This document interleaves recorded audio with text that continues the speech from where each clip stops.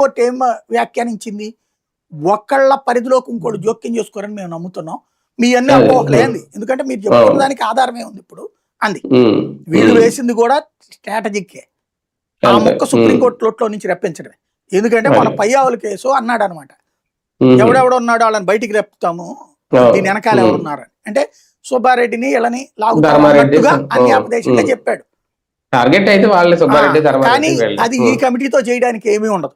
Basic గా చేస్తే మొన్న సిట్ చేయాలి, జైల్లోనే వేయాలి. ఈ కమిటీ అట్లాంటి జ్యుడిషియల్ లేకపోతే కనుక లీగల్ పవర్స్ ఉండవు. ఇవి డిపార్ట్మెంటల్ యాక్షన్ తీసుకోవడానికి ఉద్దేశించింది అని దీంట్లో కూడా రాజకీయం చేసుకుంటున్నారు. అది రైట్. చూద్దాం మొత్తానికి నిజంగా తిరుమల విషయంలో ఏం చేయబోతున్నారు. కొత్త చట్టం తీసుకొచ్చే విషయంలో ఇప్పుడు అసెంబ్లీలో ఎక్కువసేపు దాదాపు సుమారు 4 గంటల పైగా చర్చించి ఒక నిర్ణయం తీసుకుంటారనేది ఎలా ఉంటుంది, చట్టం వచ్చిన తర్వాత తిరుమలలో పరిస్థితుల్లో ఎలాంటి మార్పులు వస్తాయి, ఎలాంటి నిర్ణయాలు ఉంటాయి వేచి